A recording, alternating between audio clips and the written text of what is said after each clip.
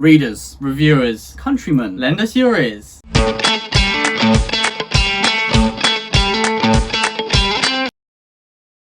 Welcome back to the Brothers Gwynne channel, and welcome for the first time if this is the first video that has caught your eye.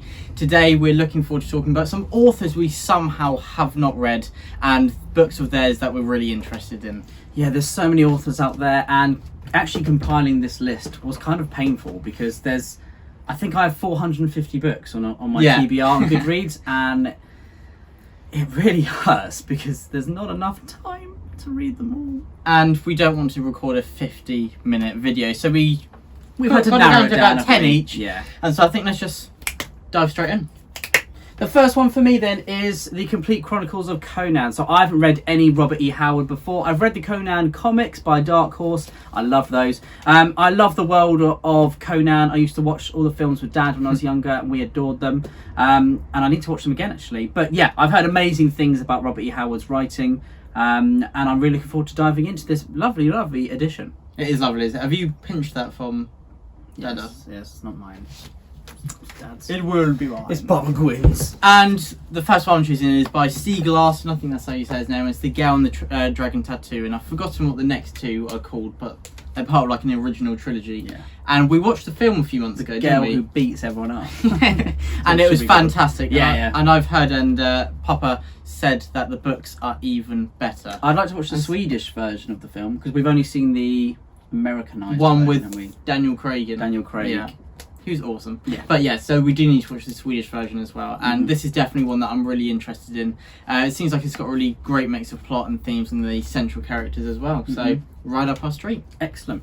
And the next one on my list is Tad Williams. So I've never read any Tad Williams. I've heard fantastic things again from Dad, from you, William, and also from Jimmy Nuts at the Fantasy Network. He adores Tad Williams, doesn't he? So I think Tad Williams was a major inspiration on George R. R. Martin. So no wonder why Jimmy likes him. So I will be diving into this year. Hopefully I'll be starting the Dragonbone chair at least, and then I'll see how much I enjoy it. I've heard Simon is a pretty fun character. And that there's a lot of kind of Tolkienisms that are in this series as well, which goes for a lot of fantasy as well, doesn't it? But I'm really looking forward to that, so that's right up my street. So. And I'd say there's a lot of tropes in there, but this is where they originated, and it's got something different. Hey, I don't mind tropes. I don't mind. And they work pretty well. And the next one is, if you've watched the channel before, you know I love me a good Arthurian tale, and this is Talizin by Stephen Lorehead, and this is part of a 5-part series, I think. A series. 5-part series, I think. And it's about Arthur, and again, a lot of what we base our future reads on is what Papa tells us is good, because he's got a pretty good taste, hasn't he? And we often love the books that he thinks that we'll love as well. It's true. So this is one of those, and I don't think there's been an Arthurian book to date that I've not enjoyed, at least. So definitely going to be up there, and I'm really looking forward to. I might get to it at the end of this year, and if not, early 2022. Wow, it feels weird talking about that. Actually feels really weird, doesn't it? Already. So close, yet so far. And the next one for me is Guy Gavriel Kay. I've never read any GGK. I've heard that his prose is sublime, magnificent, and purple, so we like that. But yeah, so Tagana is meant to be one of the best fantasy works. I think lots of stuff he writes is actually standalones, if I've heard that correctly. Okay, because we were talking actually that we need to read wish there were more fantasy standalones. Yeah, exactly. So there you go. This will be a good author to check out. Yeah, lots of people recommended him to me. So I'm really looking forward to this. He's got an amazing name. I saw that. Yeah, he is. I saw that he actually inspired Nicholas Ames a lot when Nicholas Ames started writing. So that is interesting to know. I wonder if their books are similar. Although I haven't heard that this is hilarious, so we shall find out. Maybe in some other ways I can find out. And the next one shouldn't be any surprise. I've talked about it a bit recently, and this is Frank Herbert's Dune, and I think the whole saga. Hopefully, I'll read. And I think it's going to be big. I think it's going to be good. It could go somewhere. But of course, the film is coming out October 22nd or 12th, around there. And I'm going to read Dune just before. We're hoping to get a review out just before. And I'm really looking forward to it. I've seen some, obviously, the trailers and Mike Book Reviews talking about he saw a premiere and he said it looked amazing. So, again, I think Jimmy Nutt's actually reading this right now. And he says is he? He's loving it. So that's really good. Yeah, I really enjoyed it. And after you read it, you're just going to keep, any scenario, you're just going to say to yourself, fear is the mind killer. Well, I'm looking forward to learn what that means. Yeah. And the Will, can you context do the of that. dishwasher? Fear is the mind killer. The next one on my list is Oh. A Mighty Dawn by Theodore Brown.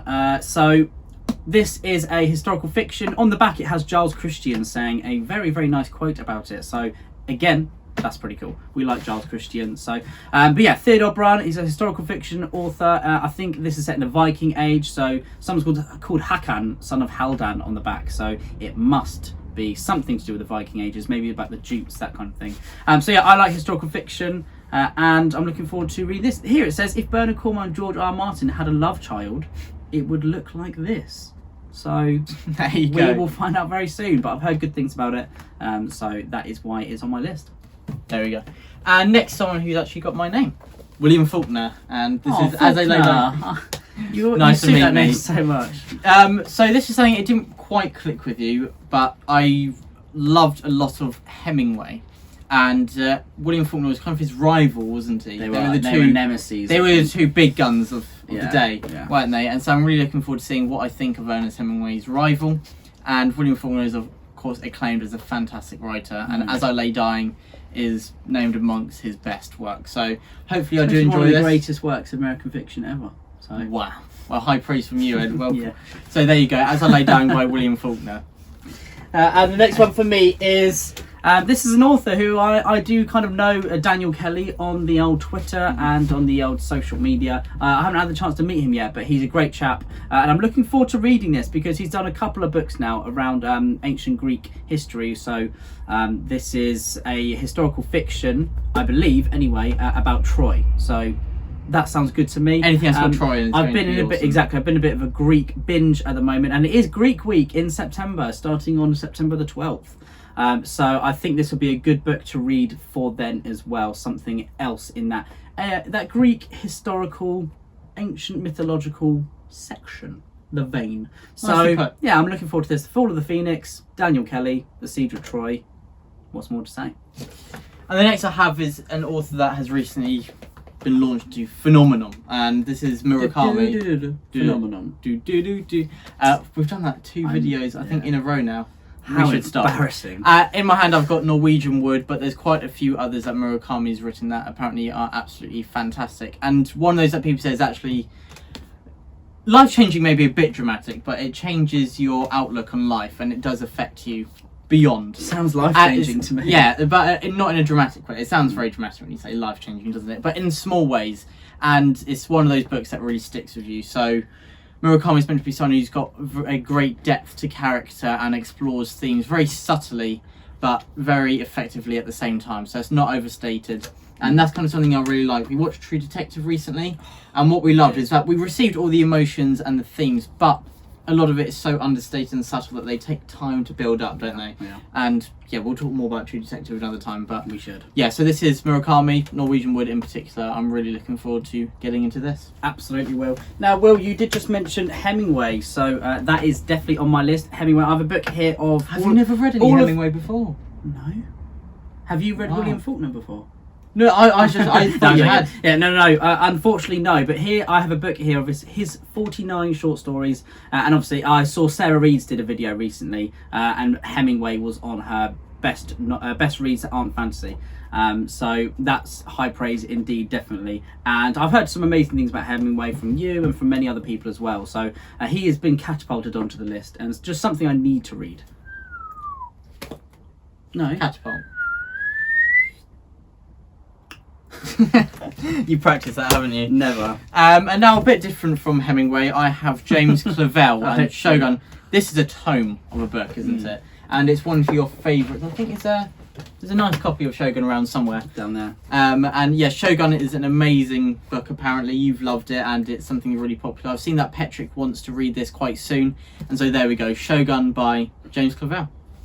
And the next one for me is Max Hastings. I've heard amazing things about Max Hastings. He's a very well-respected historian. He is. So again, he's catapulted as well onto, or cannon fired onto That's not That's a not verb, going is to it? work. That's not going to work. But he has shot up onto my list as well because Williams read Max Hastings, and I was looking through his catalogue of books, and he's written things on some really fascinating subjects. This one is just called Warriors, and it's basically a book of tales about just individual acts of heroism or bravery on the battlefield through the ages. So things that we've had passed down orally or through written tales about things that actually happened about soldiers and their deeds of bravery. So yeah, Max Hastings, written more books than I've had hot dinners, and I'm gonna definitely read him very soon. Yeah, I've recently bought his Operation Pedestal as well, which I think you'll enjoy reading as well. Very nice. And I've got another non-fiction here, and this is Margaret McMillan, who is one of the top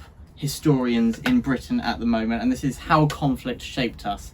And this goes from civilizations, from the beginning of civilization all the way to now, and showing how conflict arose there and the form it took and how it has evolved since then. And yeah, I'm really looking forward to... I think I've not read any of her books, but I did steal a line for one of my essays because I was like, that's awesome.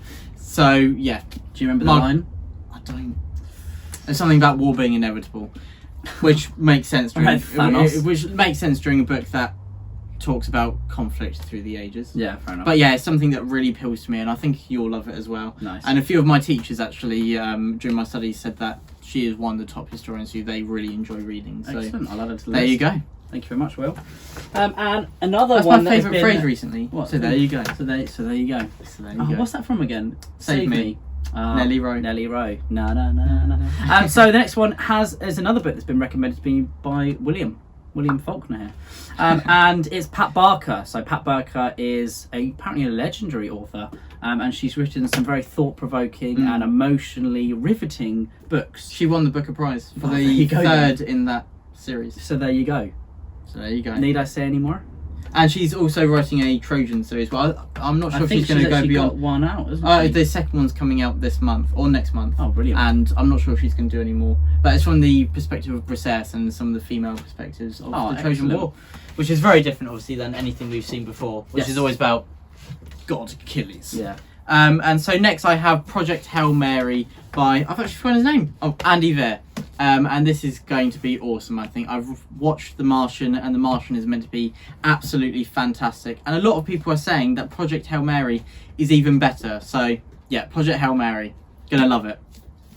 And the final one for me is Dreaming the Eagle. Now this is Manda Scott, so I've heard amazing things about Manda Scott's writing, about her Boudica series in particular, so I am desperate to read this, and it is very, very, very high on my list. I love Celtic history, I love ancient history. I've been playing lots of Rome 2 Total War lately, so you have. the That's one way to put Iceni it. on there, Boudica would be a whole part of that faction, so yeah, I really, really want to read this. And I'm looking forward to it. I know it's going to be amazing. I've actually read the prologue because I was doing a little bit of writing myself, and Dad said to go read the prologue just to see how prologue could be shaped, and it was amazing. So yeah, I'm looking forward to this one. Yeah, so one that's educational as well as awesome, hopefully. So now my penultimate one, which is Ninth House by the author I've not read before, is Leah Bardugo. This is her first endeavour into adult fantasy, I think, and it won the Goodreads Award, and I've heard so many amazing things about it. Apparently she's got really nice fluid prose and also great development of character. I think that's what she's mainly praised for, her central protagonist in this. Nice. And yeah, I think that Leah Bardugo is going to be an author who I really enjoy. And now for my last one, I've not actually got a physical book here with me, so I'll have a picture come up. And an author both of us, I think, somehow have not read is Michael J. Sullivan. And he's one of the big guns of the modern fantasy game. Yeah, Rhyria Revelations and Rhyria Chronicles as well. And I've forgotten the name of his most recent series. But he writes, that's one in this series. Okay, yeah. But I've forgotten the name of it. And I don't know how he writes so much, because I think he has 2 books out a year. And that's just crazy. But I'm really looking forward to reading some of his works. My Book Reviews was talking about him quite a lot recently, and yeah, it sounds awesome, doesn't it? Yeah, it really does. Yeah, I'm looking forward to reading that as well, actually. Add that onto my list as well. Boom. Cheers. Alright then, so I think that's all the books that we've got to talk about here today. So these are authors we somehow have not read. There's so many books out there, and there's a lot of authors we left out of this one. So we have to get through a lot of these and then maybe do another video of this kind in the future. Yeah, every few months or so, that'd be good. But for now, I hope you've enjoyed. We're really enjoying filming these videos. I love talking about them. The more books, the better. We've got a Patreon if you want to support us there, but obviously no obligation at all. And yeah, for now, truth and courage. Thank you for watching. Stay safe, truth and courage. The Brothers Gwynne. The Brothers Gwynne.